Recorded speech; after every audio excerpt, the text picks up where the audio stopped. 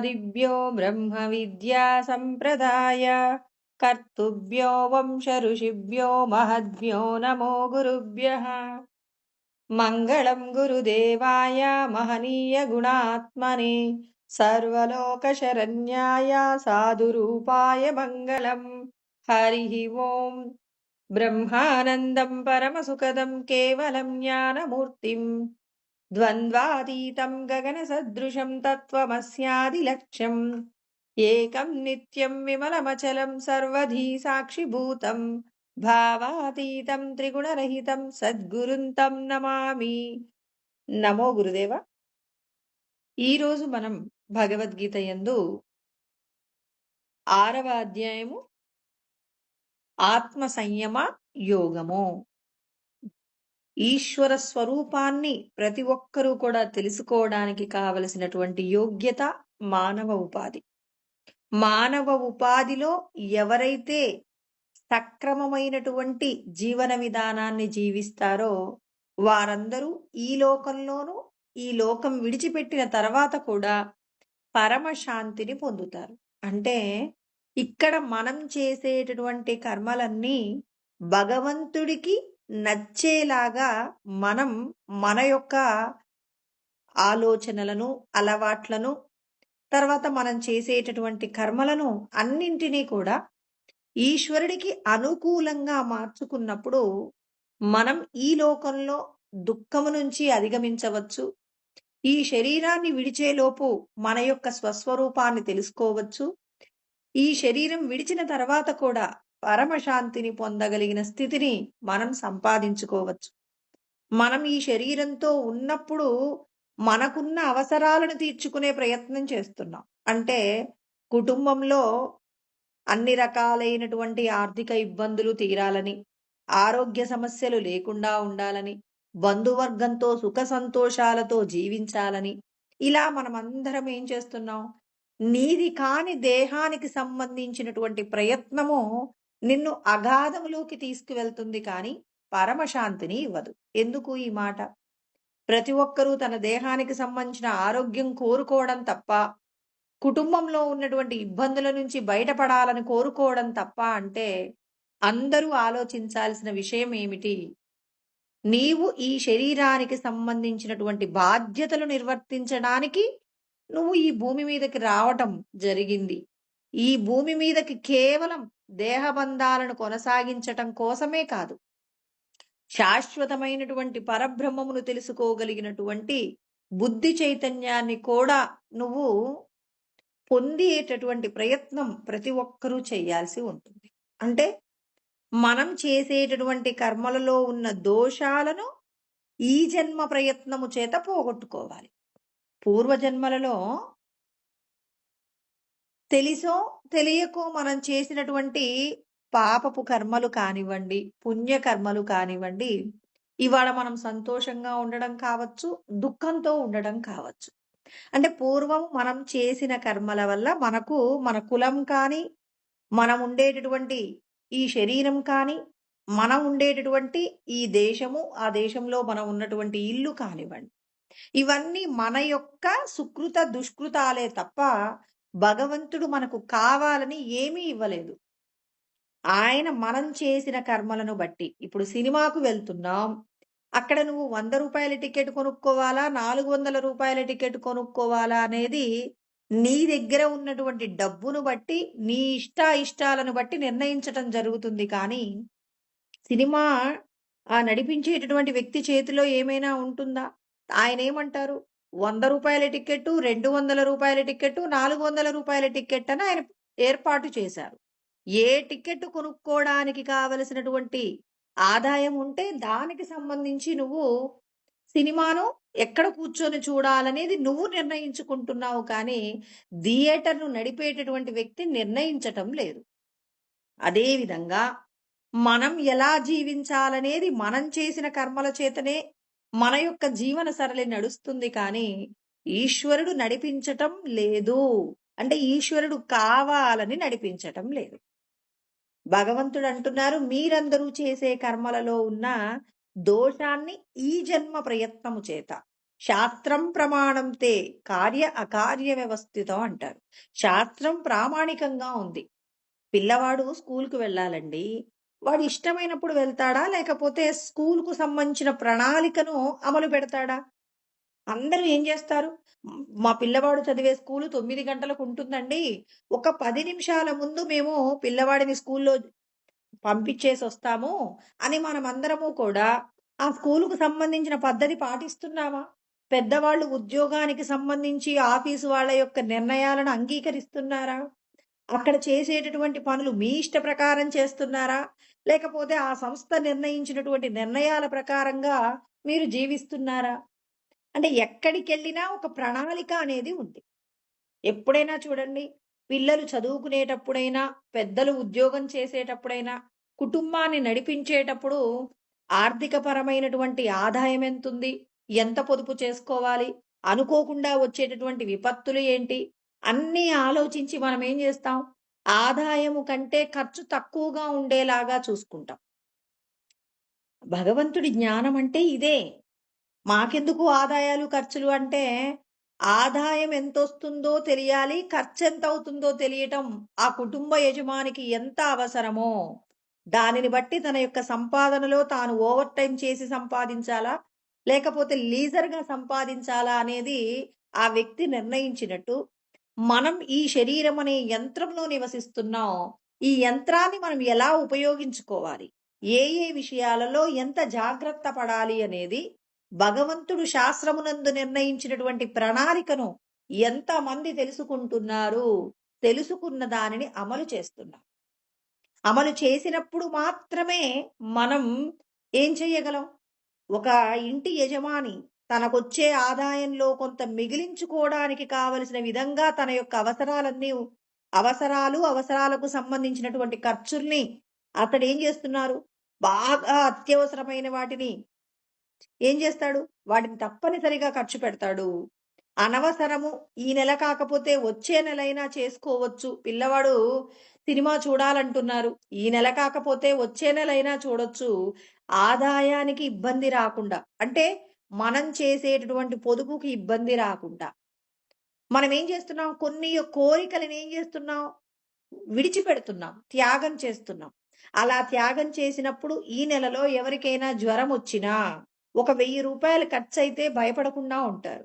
అలా కాకుండా వచ్చిన రూపాయి వచ్చినట్టుగా విలాసాలకు, వినోదాలకు, ఇంకా కుటుంబానికి సంబంధించి ఖర్చు పెట్టుకుంటే, ఒక టైరు పగిలిపోయినా అంటే మనం నడిపించేటటువంటి బండి టైరు పగిలిపోయి ఒక రూ. 500 ఖర్చు అదనంగా వచ్చినా, కుటుంబంలో ఉన్న పిల్లవాడు స్కూలుకు వెళ్తున్నప్పుడు ఏదైనా ఎక్స్‌కర్షన్‌కి వెళ్ళాలన్నా, ఇంకా ఏదైనా అనారోగ్యం వచ్చినా అతని దగ్గర ఆదాయం లేకపోతే ఎంతగా ఇబ్బంది పడతారో, అదే విధంగా ఆదాయాన్ని గనక చక్కగా కొన్ని అనవసరమైన కోరికలను వాయిదా వేసుకుంటూ, త్యాగం చేసుకుంటూ, కొంత ఆదాయాన్ని, కొంత పొదుపుని గనక మిగిలించుకోగలిగితే, ఆ వ్యక్తి ఎంత సంతోషంగా తనకు కష్టమొచ్చినా, ఆ కష్టాన్ని తీర్చుకోవడానికి ఒకరి దగ్గర చెయ్యి చాపకుండా తన కుటుంబాన్ని ఏం చేస్తుంటారు? ఇబ్బంది లేకుండా మరి ఆ కుటుంబాన్ని నడిపిస్తారు. అంటే మనందరికీ తెలుసు. ఈ కుటుంబాన్ని ఎలా నడిపించుకోవాలి అనే విషయంలో అందరికీ అవగాహన ఉంది. ఈ అవగాహన లేమి అనేది ఎవరికీ లేదు. మరి ఎందుకు చెప్పుకోవాలి? అంటే మనం చెప్పుకునే దృష్టాంతం ఎలా ఉండాలి అంటే, తెలిసిన విషయంతో తెలియనటువంటి విషయాన్ని జోడించి చెప్పుకున్నప్పుడు, మనం తెలియని విషయాన్ని మన జీవన విధానంలోకి చొప్పించడానికి కావలసినటువంటి విధంగా మన మనసు ఏం చేస్తుంది? విషయాన్ని అర్థం చేసుకుంటుంది. అంటే ఇక్కడ భగవంతుడు ఏం చెప్తున్నారు? మీరందరూ కూడా శాస్త్రాన్ని ప్రామాణికంగా తీసుకోండి. ఏదో ఒక విధంగా జీవించటం కాదు. ఒక కష్టాన్ని మనం తట్టుకోవాలి అంటే దానికి సంబంధించిన పరిష్కారాలు ఎన్ని రకాలుగా ఉంటాయని, నీకు ఆ పరిష్కారాలను ఎవరు తెలియచేస్తారనేటటువంటి విషయం నీకు తెలియనప్పుడు చాలా భయపడిపోతారు. భగవంతుడు మన కోసం భగవద్గీత అనేటటువంటి ఒక అమృత భాండాగారాన్ని మనందరికీ అందించారు. నువ్వు కష్టంలో నుంచి బయటపడడానికి కావలసిన మార్గాలు, అసలు కష్టం రాకుండా ఉండడానికి నువ్వు ఎటువంటి సాధన చేస్తే నీ జీవితానికి సంబంధించి అధికమైన దుఃఖం పొందకుండానే స్వల్పకాలికమైన దుఃఖంతో నువ్వు ఎక్కడికి వెళ్ళాలో అక్కడికి వెళ్ళడానికి కావలసిన మార్గాన్ని నీకు సునాయాసంగా నీకు అందించగలిగిన గ్రంథం ఈ లోకంలో ఏదైనా ఒకటి ఉందా అంటే అది భగవద్గీత. చాలా తక్కువ సమాచారంతో ఎక్కువ విషయాన్ని నీకు అర్థం చేయించగలిగినటువంటి విధంగా కృష్ణ పరమాత్మ మరి సమస్త ఉపనిషత్తుల యొక్క సారమంతా కూడా రంగరించి భగవద్గీత రూపంలో అందించారు. ఆయన చెప్తున్నారు, మీరందరూ ఏ విధంగా ఈ సంసార సాగరాన్ని దాటగలరు అంటే ప్రతి పనిని కూడా మీరు ఎలా చెయ్యాలో నేర్పించారు. మనకు 18వ అధ్యాయంలో కృష్ణ పరమాత్మ చెప్తారనమాట 11వ శ్లోకంలో, నహి దేహభృతా శక్యం త్యక్తుం కర్మాణ్యశేషతః యస్తు కర్మఫల త్యాగి సత్యాగీత్యభిధీయతే అంటారు. అంటే ఏంటంటండి, మీరందరూ కూడా కర్మలను విడిచిపెట్టాలని కోరుకోకూడదు. మా ఇంటికి నాకు ఇష్టం లేని బంధువులు వచ్చారు, లేకపోతే నాకు ఇష్టం లేని వారింటికి నేను వెళ్ళాలి. ఇలా అంటే మనకు ఇష్టమైనవి, ఇష్టం లేనివి. ఇష్టమైన వాటినేమో అత్యుత్సాహంగా చేస్తాం. ఇష్టం లేని వాటినేమో వాటిని విడిచిపెట్టాలనుకుంటాం. అంటే అందరూ అదే అనుకుంటారు. ఇష్టం లేని కాకరకాయ కూర తినడం ఏం చేస్తారు? ఏమోలే ఈ పూటకు వదిలేద్దాం అనుకుంటారు. భగవంతుడు అంటారు, ఇష్టమున్నా లేకపోయినా మీకు ఈ రోజు మీకు అది అందించబడిందంటే ఖచ్చితంగా దాన్ని అనుభవించాలంటారు. అది కాకరకాయ కూర కావచ్చు, ఇష్టం లేని వారింటికి కానీ వెళ్ళవచ్చు, లేకపోతే మీ ఇంటికి ఇష్టం లేని వాళ్ళు రావచ్చు. నీకు ఇష్టం ఉన్నా ఇష్టం లేకున్నా కొన్ని విషయాలు ఖచ్చితంగా నువ్వు నెరవేర్చి తీరాలి. పూర్వజన్మలలో నువ్వు వేటికైతే రుణపడి ఉన్నావో ఆ రుణానుబంధాన్నంతా కూడా ఈ జన్మ ప్రయత్నం చేత తీర్చుకోవాలి. అంటే ఒక సమస్య వచ్చింది అంటే తప్పించుకోవాలనేటటువంటి ఆలోచన కంటే ఈ విషయాన్ని నేను ఎలా ఛేదించగలను అని చెప్పి భగవంతుడి యొక్క జ్ఞానాన్ని, భగవంతుడిని, సద్గురువుని, ఈశ్వరుడు శాస్త్రమునందు చెప్పబడినటువంటి గురు వాక్యము అంటే శాస్త్ర వాక్యాన్ని ఏం చేయాలి? ఎవరైతే గుర్తుంచుకొని ఈ మూడింటి ద్వారా అంటే భగవంతుడే సద్గురు స్వరూపంగా ఆయన చెప్పినటువంటి శాస్త్రాన్ని మనము నాకు అందించండి అని ఎవరైతే మరి భగవంతుడిని అర్థిస్తారో వారికి భగవంతుడు ఏం చేస్తారు? సమస్య నుంచి సులువుగా బయటపడటం కోసం అని చెప్పి అనేకమైనటువంటి మార్గములను ఆయనకు అందిస్తారనమాట. అంటే మనం అందరం ఏం చేయాలి? ఒక భిక్షగాడు అమ్మ మీ ఇంట్లో ఏదున్నా పెట్టండి నాకు అన్నప్పుడు మన ఇంట్లో వాళ్ళకు పెట్టడానికి ఏముందో ఆలోచిస్తాం. ఫస్ట్ మనం అతనికి మంచి భోజనం పెడదాం అనుకున్నాం. సమయం కాని సమయంలో పొద్దున్నే 7 గంటలకు వచ్చారు. అతనికి అన్నం పెట్టగలమా? లేకపోతే రాత్రి మిగిలిపోయిన పదార్థం అంటే వేడిది పెట్టగలమా? లేకపోతే రాత్రి మిగిలిపోయినది బాగుంటే పెట్టగలమా? ఏదీ లేదు. అప్పుడు మనం ఏం చేస్తాం? ఇంట్లో ఉన్న 2 అరటి పళ్ళు తీసుకువెళ్ళి ఇచ్చామను. అంటే చూడండి, అమ్మ ఏదో ఒకటి పెట్టండి నాకు ఆకలవుతుందన్నప్పుడు మీ ఇంట్లో ఏదుందో అది ఇవ్వడానికి ఇష్టపడ్డాడు. అమ్మ నాకు కొంచెం అన్నం కూర పెట్టండి అన్నప్పుడు మిగిలిపోయిన అన్నం పాడైపోయింది. వేడిగా పెట్టడానికి అన్నం లేదు. ఇప్పుడు మీరు అతన్ని ఏమంటారు? వెళ్ళిపోండి అంటారు. అంటే ఇప్పుడు అతను ఏం చేశాడు? నాకిది కావాలి అని అడిగినప్పుడు అది మీ వల్ల కానప్పుడు పంపించేస్తారు. ఏదో ఒకటి పెట్టండి నాకు ఆకలిగా ఉంది అన్నారనుకోండి, ఏదుంటే అది పెట్టడానికి మనం సిద్ధపడతాం. భగవంతుణ్ణి కూడా స్వామి ఈ సమస్యను నేను ఇలాగే పరిష్కరించాలనుకుంటున్నాను అని మీరు అతని దగ్గర నియమం పెట్టకూడదు. స్వామి నేను ఈ సమస్యను పరిష్కరించుకోవడానికి మీరు ఎటువైపు మార్గాన్ని సూచన చేసినా దానిని మీరే నాకు సూచన చేశారని పరమ సంతోషంతో స్వీకరిస్తానని భగవంతుడితో మీరు గనక మీ సమస్యను గురించి గనక చెప్పి చూడండి. ఆ సమస్యకు పరిష్కారం మీరనుకున్న విధంగా జరిగితేనేమో మనం ఏమనుకుంటాం? అబ్బా! నేననుకున్నాను ఇలాగే జరిగింది. నేనొకటి అనుకుంటే ఇలాగే చేసేస్తానంటాం. జరగలేదు. వేరొక విధంగా జరిగింది. అప్పుడేమంటాం? ఏంటో నేననుకున్నవేవీ కూడా జరగట్లేదు. అంటే కర్తృత్వాన్ని నేను చేస్తున్నానని కాకుండా, ఈశ్వరుడు నేనిలా చేస్తే బాగుండనుకున్నాను కానీ, ఈశ్వరుడు నేను ఈ పనిని ఇలా చేస్తే దీనివల్ల నాకేదైనా ఇబ్బంది జరుగుతుందేమో. అందుకే వేరొక విధంగా చేయించారు. ఆయనకు తెలుసు నాకేం మంచి చేయాలో. అని ఒక పసిబిడ్డడు తల్లిదండ్రులను ఎలాగైతే నమ్ముతాడో, అదే విధంగా మనం కూడా భగవంతుడి మీద పూర్ణమైన భారాన్ని వేసి మన సమస్యను పరిష్కరించుకునేటటువంటి ప్రయత్నం భగవంతుడి మీద భారం వేసి తీర్చుకోవాలి. అంటే ఇక్కడ ఆయన అంటున్నారు కర్మలన్నీ విడిచిపెట్టకూడదు. ప్రతి కర్మ చెయ్యాలి. కానీ ఏ కర్మను విడిచిపెట్టడానికి వీల్లేదు కాబట్టి కర్మ ఫలాలను విడిచిపెట్టండి. కృష్ణ పరమాత్మ ఇదే కదండి చెప్పింది. మొదటి శ్లోకంలో ఏమన్నారు? అనాశ్రితః కర్మఫలం కార్యం కర్మ కరోతి యః. ఫలితాన్ని విడిచిపెట్టి మీకు అప్పజెప్పబడిన పని అది ఇష్టమైనది, ఇష్టం లేనిదనేది లేకుండా మీరు ఆ పనిని చెయ్యండి. అలా చేసినప్పుడు మీరు చేసిన కర్మయే యోగంగా మారుతుంది.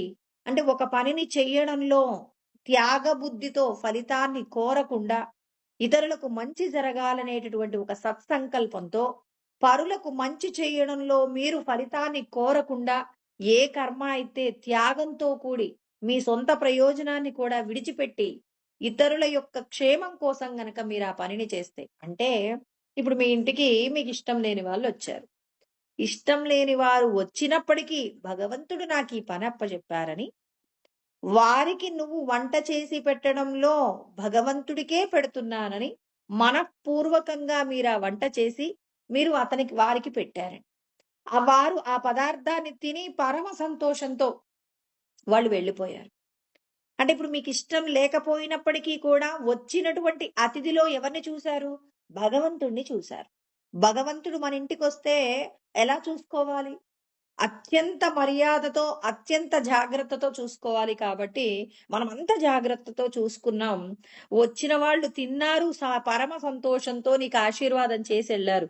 ఆశీర్వాదం అంటే వాళ్ళు బయటికి చెప్పక్కర్లా. తిన్నప్పుడు తృప్తి పడ్డారు. ఆ తృప్తి లోపటున్న భగవంతుని చూస్తారు. చూసారా? మీరు శత్రువులైనప్పటికీ కూడా వచ్చినటువంటి వారు నా వాళ్ళు భగవంతుడే వచ్చారని చెప్పి పరమ సంతోషంతో మనం చూసుకున్న తీరుకు లోపటున్న భగవంతుడు సంతోషాన్ని పొంది ఏం చేస్తాడు? ఆ భగవంతుడు మీ లోపట ఉన్నటువంటి ఈశ్వర స్వరూపం మీకేం చేస్తుంది? మీరు చేసే కర్మలలో ఉన్న దోషము అంటే తెలుసో తెలియకో చేసిన పాపపు కర్మల వల్ల వచ్చిన దోషాన్ని ఈశ్వరుడు తీసేస్తాడు. ఇదంతా జరుగుతున్నా అంటే నువ్వు ఇవాళ అనుభవించే సుఖాలు కానివ్వండి, దుఃఖాలు కానివ్వండి, ఇవన్నీ మన కర్మ ఫలితాలే. ఇవాళ నువ్వు ఎందుకు ఏడుస్తున్నావు? ఎందుకు సంతోషపడుతున్నావు? కారణం తెలియకుండానే ఏడుస్తావు. కారణం తెలియకుండానే సంతోషిస్తుంటావు. కారణాన్ని తెలుసుకో. ఈశ్వరుడు నువ్వు చేసిన కర్మల నిమిత్తంగా మన అందరి చేత కర్మ యొక్క ఫలాలను అనుభవింపచేస్తారు కాబట్టి ప్రతి కర్మ యందు ఈశ్వరుడి యొక్క శక్తిని గనక గుర్తిస్తే నేను మాట్లాడుతున్నానంటే ఈశ్వరుడి యొక్క శక్తి, నేను వింటున్నానంటే ఈశ్వరుడి యొక్క శక్తి, నేను చేసే ప్రతిదీ ఈశ్వరుడి యొక్క సంకల్పము, ఈశ్వరుడి యొక్క శక్తియే మనందరినీ నడిపిస్తుందని ఈశ్వరుడి మీద భారం వేసి ఈశ్వరుడు అంగీకరించిన విధంగా కర్మ చేసే ప్రయత్నం చెయ్యాలి అని చెప్పారు. అంటే నువ్వు చేసే కర్మ ఫలితాన్ని ఈశ్వరుడికి సమర్పణ చెయ్యి.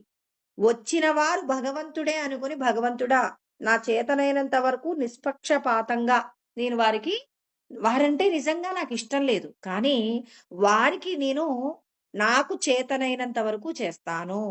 దానిలో ఏదైనా లోపాలుంటే క్షమించండి అని చెప్పి వచ్చిన వారితో పలకరించటంలో కానివ్వండి, వారికిచ్చే ఆతిథ్యంలో కానివ్వండి, ఏ విధమైనటువంటి అరమరికలు లేకుండా, ఏ విధమైనటువంటి పొరపత్యాలు లేకుండా చక్కగా మీరేం చేయాలి? మరి భగవంతుడికే మీరు అన్నీ సమర్పణ చేస్తున్నట్టుగా అవతలి వారికి ఆతిథ్యాన్ని ఇవ్వండి. ఆ ఉన్నంత సేపు కూడా లోపట ఒకటి బయటికొకటి కాకుండా ఈశ్వరుని మీరు గనక నిజంగా ఆయన వల్లనే వీళ్ళందరూ బతికున్నారు. ముందు ఇది నమ్మాలి. నన్ను నడిపించేది దైవమైనప్పుడు, ప్రతి ఒక్క ప్రాణిని నడిపించేది కూడా దైవమే అనుకున్నప్పుడు, మరి ఈ శరీరంతో ఈ వ్యక్తి ఈ భోజనాన్ని తింటున్నారంటే భగవంతుడు ఉండటం వల్లే ఇదంతా జరుగుతుంది. ఆయన శక్తి చేతనే ఒక వ్యక్తి మాట్లాడుతున్నాడు, తినగలుగుతున్నాడు, ఈ శరీరంతో కర్మలు చేస్తున్నారని మనం నమ్మినప్పుడు ముందు నిన్ను నువ్వు నమ్ముకో.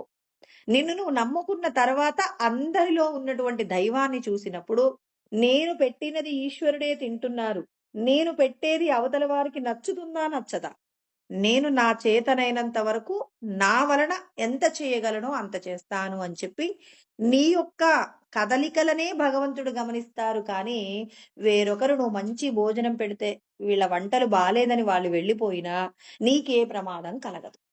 ఇది గుర్తుంచుకోవాలి. వాళ్ళ యొక్క త్రిగుణాల యొక్క ప్రవృత్తిని బట్టి కొంతమందికి అవతలి వాళ్ళు ఏది పెట్టినా నచ్చదు. వాళ్ళ చేతితో వాళ్ళు వండుకొని తింటేనే సంతోషంగా ఉంటుందండి. అలాంటి వారికి నువ్వు ఎన్ని రకాలైనటువంటి పంచభక్ష పరమాన్నాలు పెట్టినా వాళ్ళు తృప్తిగా ఉండలేరు. వాళ్ళ చేతితో కారం వేసుకొని అన్నం తిన్నా సంతోషంగా ఉంటారు. అలాంటి వారిని మెప్పించటం మీ వల్ల అవుతుందా?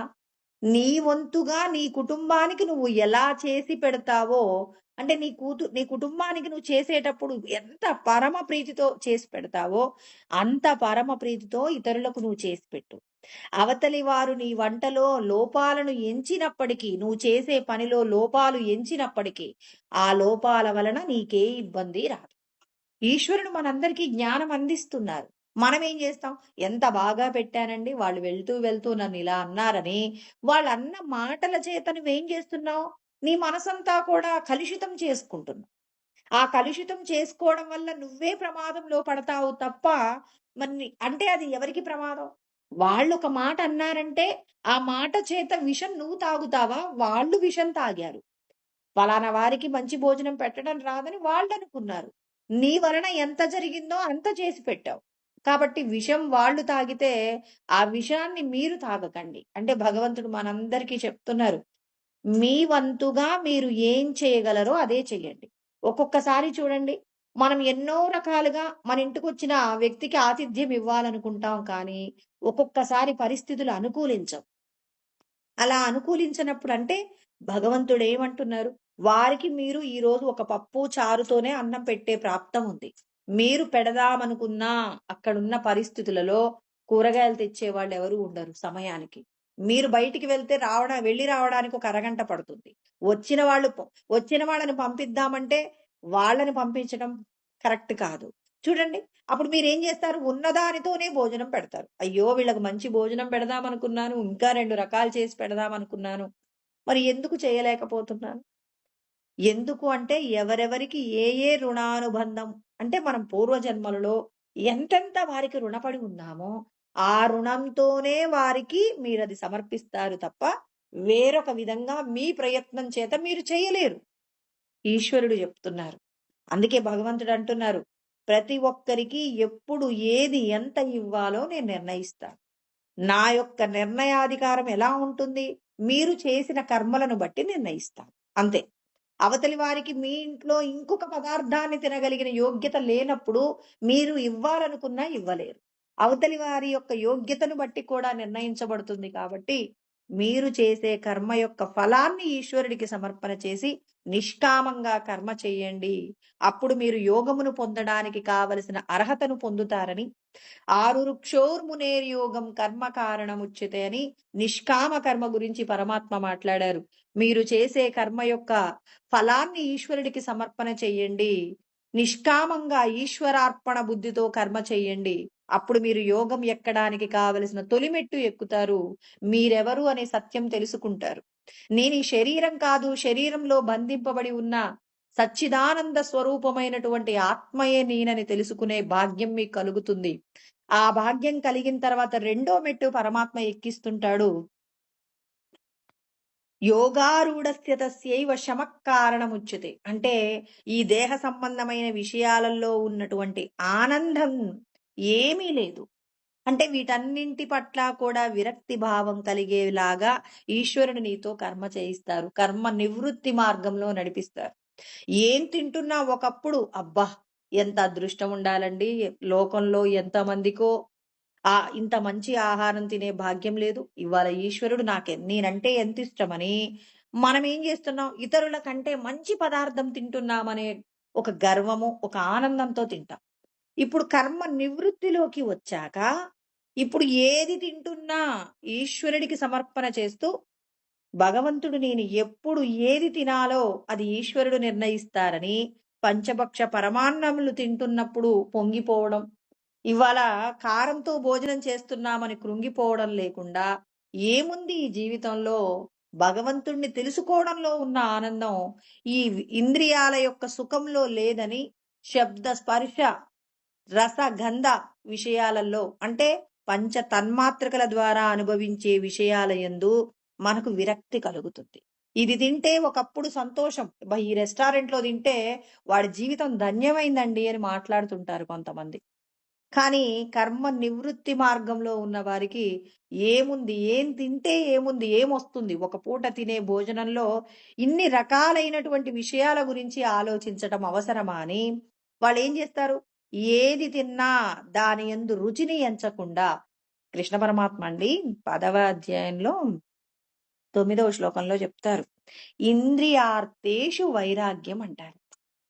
ఇంద్రియముల ద్వారా అనుభవించే శబ్ద, స్పర్శ, రూప, రస, గంధాదులకు సంబంధించి ఏదైతే మనం అనుభవిస్తున్నామో వాటికి సంబంధించిన విషయాల మీద విరక్తి కలుగుతుంది. అలాంటి భావనతో గనక మీరు గనక అన్ని విషయాల యందు మీకు మీ భర్తతో ఉండండి, మీ భార్యతో ఉండండి, మీ పిల్లలతో ఉండండి, మీ బంధువులతో ఉండండి, మీరు చేసే ఉద్యోగము, మీకొచ్చే కీర్తి ప్రతిష్టలు, మీకొచ్చేటటువంటి అవమానాలు అన్నింటి యందు కూడా ఇవన్నీ తాత్కాలికమైనవి. నీటి యందు ఉన్నటువంటి నీటి బుడగలు ఎలాగైతే వచ్చిపోతుంటాయో, ఈ దేహానికి సంబంధించి ఇవాళ రుచికరమైన ఆహారం, రేపు రుచి లేని ఆహారం. ఇవాళ నన్ను ప్రేమించిన వాళ్ళే రేపు నన్ను ద్వేషిస్తారు. ఇవాళ నన్ను ద్వేషించిన వాళ్ళే రేపు ప్రేమిస్తారు. ఇవన్నీ కూడా మనం చేసిన కర్మల ఫలితంగా వస్తున్నాయే కానీ, ఇవన్నీ నేను డిజైన్ చేసుకుంటే కాదు. చూడండి, ఇప్పుడు మనం ఎవరితో అయినా విడిపడకూడదనుకోని, వాళ్లకు ఎంతగానో లొంగి వాళ్ళు చెప్పిన ప్రతి పనిని ఇష్టం లేకపోయినా చేస్తున్నా, వాళ్ళని మెప్పించే ప్రయత్నం చేస్తున్నప్పుడు మనకి ఆ రుణం అయిపోతే గనక భగవంతుడు ఏం జేస్తారు? ఏదో ఒక చిన్న విషయం దగ్గర ఒకరినొకరు మాట్లాడుకోవటం మానేస్తారు. అవతలి వాళ్ళు మనతో ఎందుకు మాట్లాడట్లేదో మనకర్థం కాదండి. ఎందుకు అంటే భగవంతుడు అంటున్నారు, కర్మ ఫలాలను మీరు నిర్ణయించలేరు. నేనెప్పుడు వాళ్ళతో తప్పుగా ప్రవర్తించలేదండి. అవతలి వాళ్ళ గురించి నేనెప్పుడు చెడుగా మాట్లాడలేదన్నా, అవతలి వాళ్ళు మనతో ఎందుకు మాట్లాడటం మానేశారు. ప్రతి ఒక్కరి జీవితంలో జరుగుతుంది ఈ విషయం. భగవంతుడంటున్నారు, మిమ్మల్ని నడిపించేది నేను. ఇప్పుడు నేను టీవీ ఆపరేట్ చేస్తున్నానండి. రిమోట్ నా చేతిలో ఉంది. ఇప్పుడు కాసేపు భక్తి ఛానెల్ చూశాను. వెంటనే నా మనసులోకి ఏదో ఒక ఆలోచనొచ్చింది. ఒకసారి రాజకీయాల గురించి చూద్దామని వెంటనే ఛానెల్ మార్చాను. అంటే చూడండి, అప్పటి వరకు చూసినటువంటి భక్తి ఛానెలు ఇప్పుడు వెంటనే నేనేం చేశాను, నా మనసులోకి ఒక ఆలోచన రాగానే ఆ ఛానెల్‌ని మార్చేశాను. ఇప్పటి వరకు నేను పరమ సంతోషంగా ఉన్నాను. వెంటనే నేను చేసిన కర్మలలో ఉన్నటువంటి ఒక దోషం, ఒక పాపం అమల్లోకొస్తుంది. వెంటనే భగవంతుడు నువ్వు సంతోషంగా ఉన్న సందర్భంలో ఎవరో వచ్చి చెప్పారు. మీ వాళ్ళ ఫలానా వారికి ప్రమాదం జరిగిందని నీకు చెప్పారు. వెంటనే అప్పటి వరకు ఉన్న సంతోషం అంతా క్షణంలో ఏమవుతుంది? దుఃఖంగా మారుతుంది. మీరు కోరుకున్నారా? ఈ క్షణంలో నాకు దుఃఖం రావాలి, నేనింత సంతోషంగా ఉన్నాను, వెంటనే దుఃఖం వస్తుందని మీరు ఊహించారా? ఊహించలేదు. ఎవరు? ఒక ఛానల్ నడుపుతున్నప్పుడు వేరొక ఛానల్‌లోకి మీరు ఎలాగైతే మీ మనసులో కలిగిన సంకల్పం చేత మార్చారో, మనం చేసిన కర్మలలో ఉన్నటువంటి పాపపుణ్యాలు ఏవైతే ఉన్నాయో, అవి కూడా భగవంతుడు ఏం చేస్తున్నారు? ఒకదాని వెంట ఒకటి మన చేత ఆచరింప చేస్తున్నప్పుడు అంగీకరించటమే. ఇప్పుడు చేతిలో రిమోట్ ఎవరి దగ్గర ఉంటుందో వాళ్ళేం చేస్తారు? వాళ్ళ వాళ్ళ యొక్క ఆలోచనని బట్టి, వాళ్ళ యొక్క మనసులో సంకల్పాన్ని బట్టి రిమోట్ ఆపరేట్ చేస్తుంటారండి. వెనక ఇంకో నలుగురు కూర్చున్నారు మీ కుటుంబంలో ఉన్నవాళ్ళు. ఇప్పుడు మీరు ఛానెల్ మార్చగానే వాళ్ళు కూడా హ్యాపీగా రిసీవ్ చేసుకున్నారనుకోండి, ఏ ఇబ్బంది లేదు. ఆ వెనక ఉన్న వాళ్ళంటారు, చక్కగా దేవుడి పాటొస్తుంది. ప్రహ్లాదుడు చక్కగా జీవం నీవే కాదా అని పాట పాడుతున్నారు. మరి నువ్వెందుకు తీసేసావంటే అక్కడేమవుతుంది? ఆ కుటుంబంలో అప్పటి వరకు ఉన్న సంతోషం ఏమవుతుంది? అది కాస్త గందరగోళంగా మారుతుంది. ఇప్పుడు మనం సంతోషంగా ఉన్నప్పుడు దుఃఖంతో కూడిన వార్త, లేకపోతే దుఃఖంతో ఉన్నప్పుడు సంతోషంతో కూడిన వార్త మనల్నేం చేస్తుంది? సంతోషంలో పొంగిపోవడం, దుఃఖంలో కృంగిపోవడం అలవాటైతే ఈ రెండింటికి కూడా చెలించిపోతాం. దుఃఖంలో నువ్వు చాలా పొంగిపోయావు. సారీ, చాలా కృంగిపోయారు. సంతోషంలో చాలా ఎగిసిపడే అలవాటుంది. అదేమవుతుంది? అసలది ఎవరికుంటుందో కృష్ణ పరమాత్మ చెప్తాడనమాట. రాగీ కర్మఫల ప్రేప్సు లుబ్ధో హింసాత్మకో అశుచిః అంటారు. అంటే భార్యాబిడ్డల మీద ఉన్న మమకారం రాగి. కర్మఫల ప్రేప్సు, ఒక పని చేయగానే ఆ పని యందు వచ్చే ఫలితం కోసం ఆశపడేటటువంటి వాళ్ళు. వాళ్ళేం చేస్తూ ఉంటారు? లుబ్ధో అంటే వీళ్ళేం చేస్తూ ఉంటారు? అక్కడ ఉన్న విషయాల చేత ఏం చేస్తూ ఉంటారు, క్షణక్షణం మారిపోతూ ఉంటారు. హింసతో కూడిన ప్రవృత్తి ఉంటుంది. మన కుటుంబం యొక్క సంతోషం కోసం అవతలి వారిని బాధ పెట్టే విధంగా 2 పరుషమైన మాటలు మాట్లాడటంలో కూడా మన యొక్క ప్రవృత్తి ఇది రజోగుణ సంబంధం. హర్ష శోకాన్వితా కర్త. సుఖమొస్తే పొంగిపోవడం, దుఃఖమొస్తే కృంగిపోవడం. నాది నా కుటుంబము అనుకున్నప్పుడు నా కుటుంబానికి మంచి జరిగితే సంతోషం, నా కుటుంబానికి చెడు జరిగితే దుఃఖం. అంటే ఈ 2 విషయాలను దాటాలి అంటే రాగంలో నుంచి బయటపడాలి. ఈ రాగం అనేది దేహానికి సంబంధించిందే కానీ నీకు సంబంధించినది కాదు. ఈ దేహానికి జరిగే ప్రతి విషయాన్ని నువ్వు గమనిస్తుంటావు. ఆత్మనో విక్రియానాస్తి బుద్ధేర్బోధో న జాత్వితి. అంటే ఆత్మ కేవలం చూడగలదు, ఇది చెయ్యి అది చెయ్యి అని చెప్పలేదండి. తర్వాత బుద్ధేర్బోధో న జాత్వితి. అంటే ఇక్కడ బుద్ధి ఏం చేస్తుంది, ఇది మంచి అనేటటువంటి జ్ఞానాన్ని శాస్త్రము ద్వారా సద్గురువు ద్వారా తెలుసుకోలేదనుకోండి, బుద్ధి కూడా అదేం చెయ్యలేదు. ఇప్పుడు మనసు ఏం చేస్తుంది, తనకు నచ్చినటువంటి విధంగా జీవిస్తుంది. అంటే ఇప్పుడు ఇంట్లో ఉన్నటువంటి భర్త, పెద్దవాళ్ళు కొంత సంపద ఇచ్చారండి. ఆ సంపదతో ఆ తల్లిదండ్రులు ఏం మాట్లాడలేరు. ఇప్పుడు 2 కొడుకులు ఉన్నారు, పిల్లలకు సంపద పంచిచ్చారండి. ఇప్పుడు పెద్ద కొడుకు అసమర్థుడు. ఇప్పుడు ఆ ఇంటి కోడలు ఏంటి, కాస్త చలాకీగా ఉన్న సంపదలను తనకు నచ్చినట్టుగా విలాసాలకు ఖర్చు పెట్టగలిగినటువంటి సంస్కారాలు ఉన్న తల్లి. ఇప్పుడు ఆ పిల్లలతో కూడా ఏం చేస్తుంది, ఉన్నదంతా కూడా సంపదంతా కూడా కరిగిపోయేటటువంటి విధంగా విలాసవంతమైన జీవనాన్ని గడిపే ఆలోచన ఉంది. ఇప్పుడు పెద్దవాళ్ళు ఏం మాట్లాడలేరు, సంపాదించి ఇచ్చారు, కానీ కొడుక్కి చెప్తే కొడుకుకి భార్యని కంట్రోల్ చేయగలిగిన శక్తి లేదండి. ఇప్పుడు కొడుకు చెప్తారా, వాళ్ళు ఏం చేయలేరు. ఆత్మనో విక్రియానాస్తి. తల్లిదండ్రులు చూస్తున్నారు, సంపద ఇచ్చారు, ఆ సంపదను ఖర్చు పెట్టే కొడుకు అసమర్థుడు. బుద్ధేర్బోధో న జాత్వితి. బుద్ధి ఏం చేస్తుంది, ఇది మంచి ఇది చెడు అని విచక్షణ చేయడంలో మనసుకు లొంగిపోయింది. బుద్ధి నిర్ణయించగలిగిన శక్తిలో ఉన్నా మరి ఎందుకు నిర్ణయాలు తీసుకోలేకపోతుంది బుద్ధి? ఇక్కడ ఇంటి కొడుకు అంటే యజమాని ఎందుకు నిర్ణయం తీసుకోలేకపోతున్నాడు ఆమె భర్త అంటే, భార్యను ఎదిరించగలిగిన శక్తి తెలివితేటలు లేవు. ఇప్పుడు భార్య ఏం చేస్తుంది, తనకు నచ్చినట్టుగా చేస్తుంది. అంటే ఇప్పుడు ఏం జరుగుతుంది, శాస్త్రం భగవంతుడు ఇదే చెప్తున్నారు. మనకు శక్తినిచ్చేటటువంటి ఈశ్వరుడు సైలెంట్ గా ఉంటాడు. ఆయన ఏం చేస్తాడు, ఈ బుద్ధి అనేటటువంటిది సమర్థవంతంగా ఈశ్వరుడు చెప్పే జ్ఞానాన్ని ఆచరించేటటువంటి విధంగా సమర్థవంతంగా ఫిట్ గా ఉంటే మనసు చేసినటువంటి సంకల్పాలన్నీ రద్దు చేస్తుందండి. భార్య చేసినటువంటి విలాసవంతమైనటువంటి జీవనాన్ని గడపకూడదని భార్యను గద్దించగలిగినటువంటి శక్తి సామర్థ్యాలు భర్తకు ఉంటే ఇప్పుడు ఆ తల్లిదండ్రులు కూడా సంతోషపడతారు. అమ్మయ్య, ఆస్తికి ఏ బాధ లేదు, నా కొడుకు జాగ్రత్తగానే నడిపిస్తారన్నప్పుడు ఇంత సంపద ఇచ్చి ఏనాడు దుఃఖపడకుండా ఉంటారు. కళ్ళ ముందే తాను సంపాదించిన ఆస్తిని అసమర్థులైనటువంటి కొడుకులు ఖర్చు పెడుతుంటే ఆ తల్లిదండ్రులు ఎంత క్షోభపడతారండి. ఏమీ చెయ్యలేరు. నాయన ఇది చెయ్యకురా అని చెప్పలేరండి. చెప్పలేరు, కానీ ఖేదపడుతుంటారు. అదే విధంగా లోపటున్న ఈశ్వరుడు కూడా ఇంత గొప్ప శరీరాన్ని పొందారు. కొన్ని లక్షల కోట్ల జన్మలలో పుణ్యం చేస్తే మానవ శరీరం వచ్చింది. ఈ శరీరంతో మీరు చెయ్యవలసిన సాధన చెయ్యండి. ఆ సాధన ద్వారా దేహ సంబంధమైనటువంటి సంసారం నుంచి బయటపడే మార్గాలను నేను శాస్త్రంలో చెప్పిన విధంగా అధ్యయనం చెయ్యండి, ఆచరించండి. మీరందరూ కూడా శాంతిని పొందండి.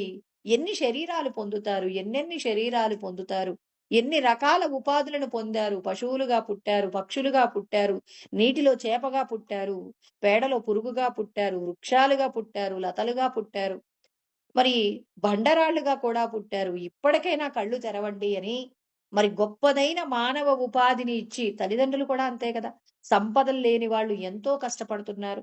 ఇంత సంపాదించి ఇచ్చాము, దీన్ని కేవలం కాపాడుకోండి. ఆ వచ్చినటువంటి దాని మీద లాభం వడ్డీతో బతకండి. ఎందుకు ఉన్న ఆస్తిని ఎందుకు ఖర్చు పెడతారని తల్లిదండ్రులు ఎలా క్షోభపడతారో భగవంతుడు కూడా అలాగే క్షోభపడతాడు. ఎప్పుడు ఈ మానవ శరీరంతో భగవంతుడు చెప్పిన సాధన చేసి సంసారం అనేటటువంటి సాగరానికి సంబంధించి శబ్ద స్పర్శ రూప రసగంధాదుల పట్ల ఇంద్రియాలు ప్రవర్తించే తీరును గనక మనం కంట్రోల్ చేసుకోలేకపోతే, వైరాగ్య భావనతో గనక మనం వీటి యందు గనక మమత్వాన్ని పోగొట్టుకోలేకపోతే, మరి మనమందరము కూడా భగవంతుడికి చేరువ కాలేమనమాట. అంటే భగవంతుడు చెప్పిన ఇప్పుడు తల్లిదండ్రులు మనమేం ఆలోచిస్తామంటే, ఇప్పుడు ఒక ఎకరం ₹1,00,00,000 గదా! దీన్ని అమ్మేద్దాం అనుకుంటాం. ఆ తల్లిదండ్రులు ఏమనుకుంటారు? అయ్యో! మేమెంతో కష్టపడి సంపాదించాం గదా! వీళ్ళకెందుకు? ఆ పొలం నుంచి వచ్చేటటువంటి ఆదాయము, వీళ్ళొక ఉద్యోగం చేసుకొని చక్కగా బతకొచ్చు గదా! మనమేమనుకుంటాం? లేదు లేదు ఈ ₹1,00,00,000 ఈ ₹1,00,00,000తో మేము రకరకాలుగా మనం దీన్నేం జేస్తాం? విస్తరించుకుంటామని మనం ఆలోచిస్తాం. పెద్దలు ఈ సంపదను సంపాదించడానికి ఎంత కష్టపడ్డారో ఆ కష్టం విలువ వాళ్ళకు తెలుసు కాబట్టి, అనుక్షణం వీళ్ళకి సూచనలు చేస్తుంటారు. అమ్మే ప్రయత్నం చెయ్యకండయ్యా! భవిష్యత్తుంది. పిల్లల యొక్క క్షేమము ఇవ్వాళే కోటుందంటే రేపటి రోజున రాబోయే కాలంలో ఈ సంపద యొక్క విలువ అధికంగా ఉండవచ్చు. మీ పిల్లలు మేము ఆ రోజున వాటిని అమ్మకుండా ఉంచటం వల్లే కదా మీరివాళ ఇంత సంపదతో ఉన్నారు. మరి మీరు కూడా మీ పిల్లలకు అది ఇవ్వండి. మీ పిల్లలు కూడా సంతోషంగా ఉంటారు. మీరు కష్టపడే మనస్తత్వాన్ని అలవర్చుకోండి. మీ పిల్లలకి కూడా ఆ సంపదను అమ్మకూడదు అని చెప్పి ఆ సంపదతో వచ్చే ఆదాయంతో బతుకుతూ, ఇంకా మనం సొంతంగా కష్టపడాలనే ప్రవృత్తిని మీ పిల్లలకు అలవాటు చెయ్యండని చెప్పి, మన తల్లిదండ్రులు మనకు జ్ఞానం బోధిస్తుంటారు. ఇక్కడ కృష్ణ పరమాత్మ కూడా మనకదే చెప్తున్నారు. కర్మ నివృత్తి మార్గంలో రావాలే కానీ, ఇంకా ఇందులో బావుంది. ఇక్కడ ఈ అనుభవించేటటువంటి ఈ పండు బావుంది. తర్వాత బంధువులుంటే బావుంటారు. ఇలా దేహ సంబంధమైనటువంటి విషయాలలో ఎవ్వరూ కూడా తప్పించకండి. ఇవన్నీ మిమ్మల్ని ఏం చేస్తున్నాయి? మాయ చేస్తున్నాయి. మాయా ప్రపంచంలో మిమ్మల్ని మీరు విడిపించుకోవాలి అంటే భగవత్ శక్తి మాత్రమే మిమ్మల్ని కాపాడుతుంది. ఆధ్యాత్మికమైన జ్ఞానమే మిమ్మల్ని రక్షిస్తుంది. మీరందరూ సామాన్యులు కాదు, అధికులు అని చెప్పేసి మనందరికీ కర్మ నివృత్తి మార్గం. విషయాల పట్ల విరక్తి తప్ప అంటే ఇప్పుడు మనకు దేని పట్లనైనా వ్యామోహం ఉంది అంటే, మనం కర్మ మార్గంలో, ప్రవృత్తి మార్గంలో ఉన్నాం. నివృత్తి మార్గంలో లేమండి.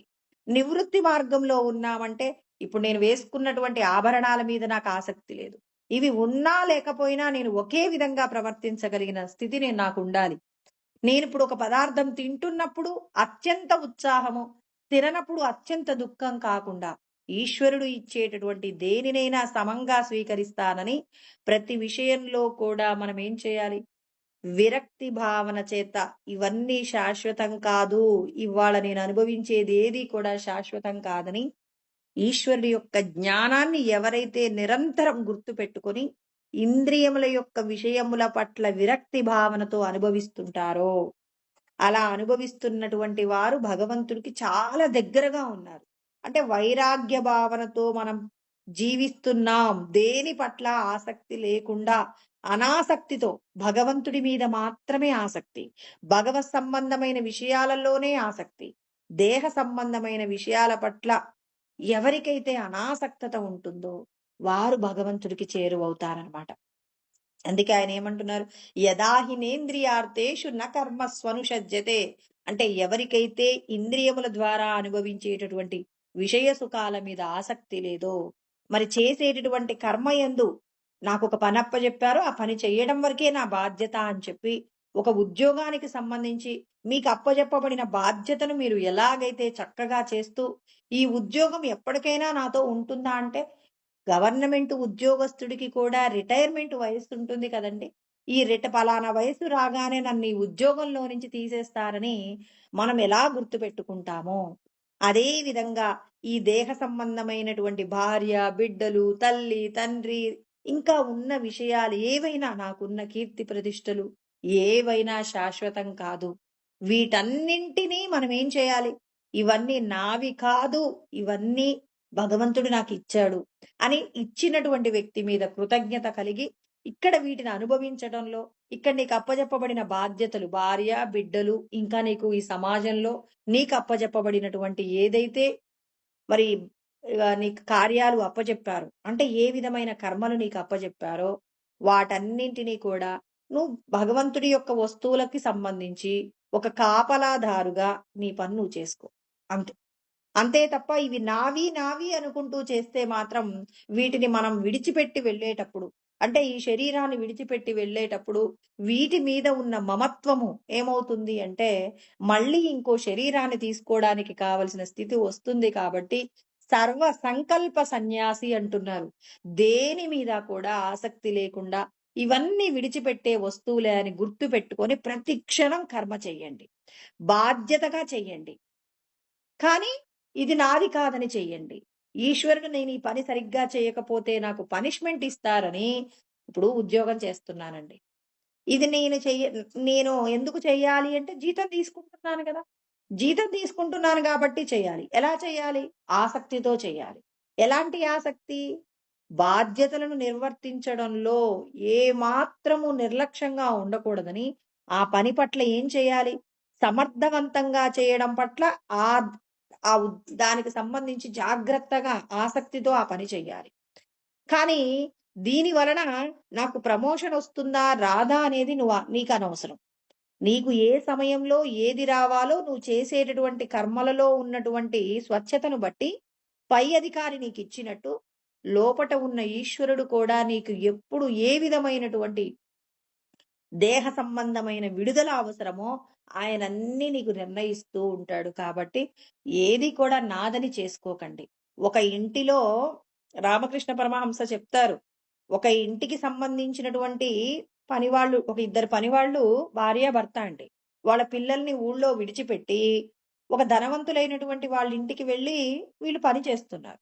ఇప్పుడు ఆ ధనవంతులైనటువంటి వాళ్ళు ఒక పెద్ద వ్యాపార సంస్థను నడుపుకుంటున్నారు. భార్యాభర్తలిద్దరూ కూడా పొద్దున్నే వెళ్ళిపోతారు.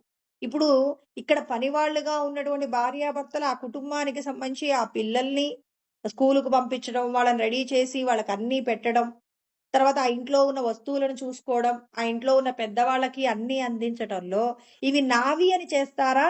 మా ఓనర్ గారివని చేస్తారా? మా ఓనర్ గారి పిల్లలు, మా ఓనర్ గారి అమ్మగారు, మా ఓనర్ గారి ఇల్లని వాళ్ళు ఏ పని చేస్తున్నా ఎవరి గురించి ఆలోచిస్తారు? మా పిల్లలు తిన్నారో లేదో, మా పిల్లలకెలా ఉందో, మా పిల్లల్ని స్కూలుకి పంపించారో లేదో అని ఎప్పుడూ ఇంటికి సంబంధించిన ఆలోచనను పెట్టుకొని, ఇక్కడున్న విషయాలన్నీ చక్కగా ఏం చేస్తుంటారు? చక్కగా ఆచరిస్తుంటారు. ఇందులో పిల్లవాడి గురించి, ఇంటి దగ్గరున్న పిల్లవాడి గురించి ఆలోచిస్తూ, ఈ పిల్లవాడిని చూడటంలో నిర్లక్ష్యం చేశారనుకోండి, అప్పుడు ఉద్యోగంలోంచి నువ్వు బయటకు పోతావు. అందుకని నువ్వేం చేస్తావు? ఇక్కడ జాగ్రత్తగా ఉంటూ, అక్కడున్న విషయాల గురించి ఆలోచిస్తూ, ఆ పిల్లల గురించిన యోగక్షేమాల గురించి ఆలోచిస్తూ, వాళ్ళకి కావలసినవన్నీ ఇవ్వడం కోసం, ఇక్కడ నువ్వేం చేస్తావు? ఇంటి ఓనర్‌ని మెప్పించే విధంగా నువ్వు కర్మ చేస్తావు.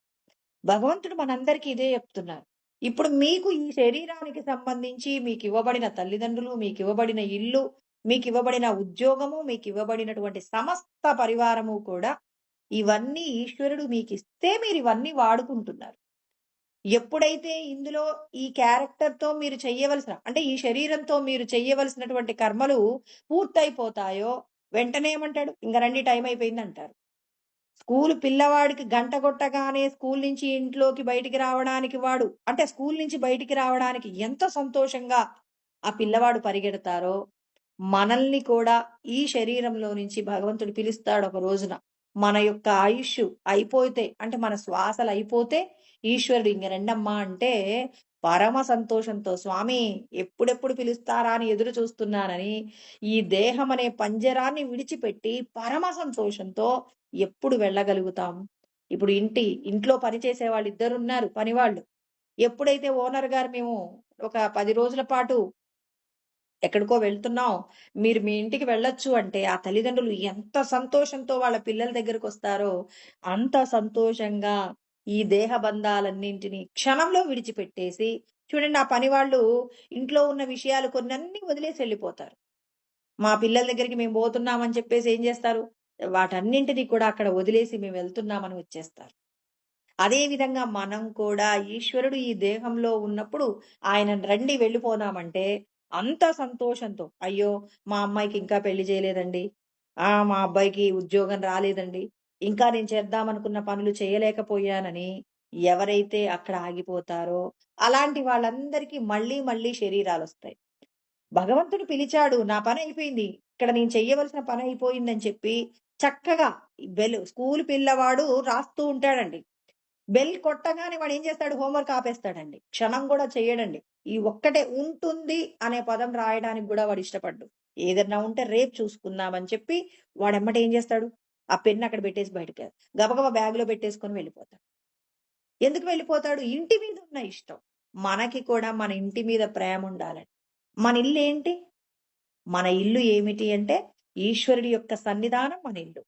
మన ఇంట్లో లేనటువంటి ఏ విధమైన కష్టాలేం లేవు. పిల్లవాడికి స్కూల్లో ఉన్నంత సేపు అందరితో కలిసుంటాడు. కానీ స్కూల్ బెల్ కొట్టగానే వాళ్ళింట్లో సంపదలే ఉండనివ్వండి, లేకపోతే సంపదలు లేకపోనివ్వండి, పరమ సంతోషాన్ని పంచే అమ్ముంది, నానున్నారు, నా కోసం ఎదురు చూసేవాళ్ళున్నారని పిల్లవాడు ఎంత సంతోషంతో వెళ్ళిపోతాడో, మనం కూడా అలా వెళ్ళిపోయే ప్రయత్నం చెయ్యాలంటే సర్వ సంకల్ప సన్యాసి. సమస్తము దేని మీద కూడా వ్యామోహం ఉండకూడదు.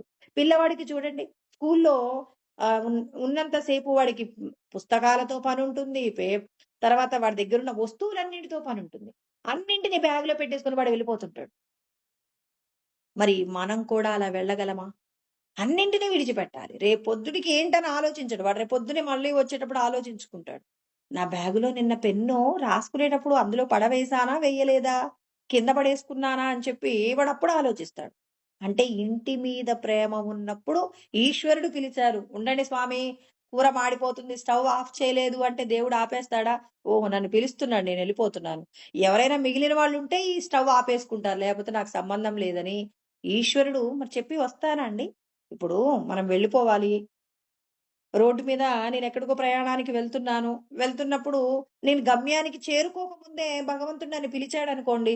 అయ్యో! ఏంటి స్వామి నేనక్కడికి పోయి ప్రవచనం చెప్పాలనుకున్నాను. అది పూర్తి కాకముందే పిలిచారంటే? నన్ను పిలిచారు పరమ సంతోషంతో. మన ఇంటికి మనం వెళ్ళడానికి ఏంటండి ఇబ్బంది? హాయిగా హమ్మయ్య! ఇంక చెప్పడం ఆపేయమంటున్నాడు. ఇక నన్ను ఆయన పిలుస్తున్నాడని పరమ సంతోషంతో వెళ్ళడానికి సిద్ధంగా ఉండాలి. అలా సిద్ధంగా ఉండాలంటే ఇవన్నీ నావి కావు. ఈశ్వరుడు ఎవరెవరితో ఉండమంటున్నాడో వాళ్ళతో ఉంటాను. ఏం తినమంటే అది తింటాను. దీనిలో ఇది బాలేదు, ఇది బాగుందనే వ్యత్యాసాలు నాకొద్దు అని అన్నింటి నుండి విడిబడి మనం ఏం చేయాలి? అప్పుడు మనం కర్మను చేస్తే అప్పుడు ఏమవుతుంది? సర్వ సంకల్ప సన్యాసి. దేని గురించిన సంకల్పం వద్దు. ఈశ్వరుడు నీకిచ్చిన పనిని సమర్థవంతంగా చెయ్యి. అంతే. అలా చేస్తే యోగారూఢస్తదోచ్యతే.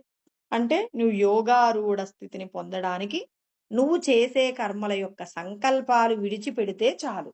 చెప్పినంత సులభంగా ఉంటుందా అంటే కాదు. కానీ ఆచరణలో పెట్టుకుంటే సాధ్యమే గదా!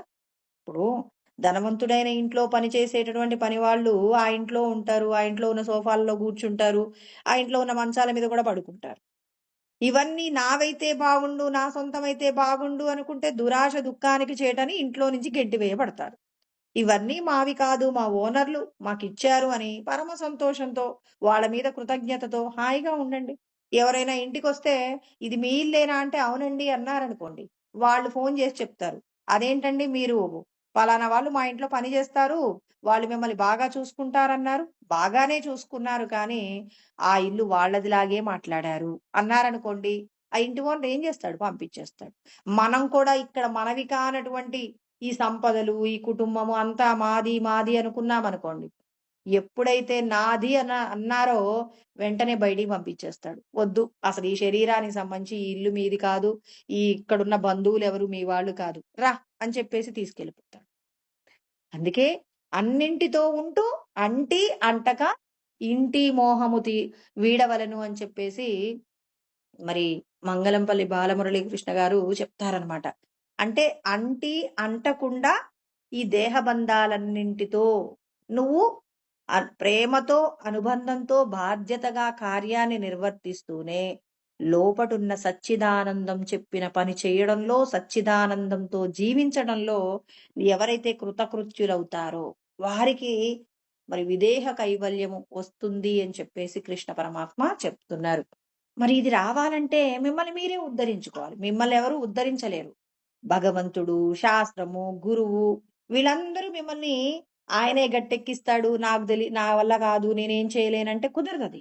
ఈశ్వరుడు ఏమంటున్నారు? ఉద్ధరేదాత్మనాత్మానం నాత్మానమవసాదయేత్. ఆత్మైవ హ్యాత్మనో బంధుః ఆత్మైవ రిపురాత్మనః అంటున్నారు కృష్ణ పరమాత్మ. చూడండి, అంటే మనం ఎలా సాధన చేయాలో మళ్ళీ నేర్పిస్తున్నారు. మళ్ళీ వెనక నుంచి మళ్ళీ మొదటికొచ్చారు. ఇప్పటి వరకేమో ఇప్పుడు మామూలుగా మనము వైకుంఠపాళి ఆడేటప్పుడు ఒకసారి ఏమవుతాం, ఒక ఒక కొన్ని నంబర్ల వరకు ముందుకెళ్ళిపోతాం. వెళ్ళిపోయిన తర్వాత కొన్నిసార్లు పాములతో కలిసి మళ్ళీ వెనక్కొస్తాం. ఇంకొంచెం ముందుకు వెళ్ళాక డైరెక్ట్‌గా వైకుంఠపాళి ఇంకొక అడుగుందనగా పైకెళ్ళిపోతాం.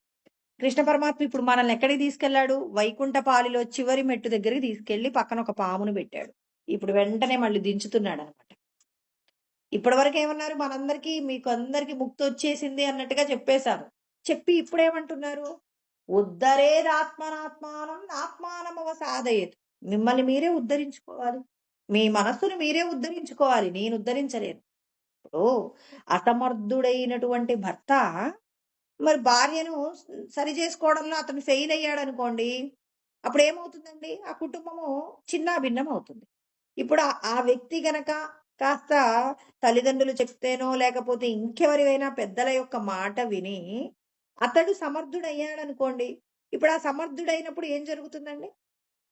ఇప్పుడు సమర్థుడైనప్పుడు ఏం చేస్తాడు? భార్య యొక్క విచ్చలవిడి యొక్క విలాసమైనటువంటి విషయాలను కట్ చేసేటటువంటి ప్రయత్నం చేస్తాడు.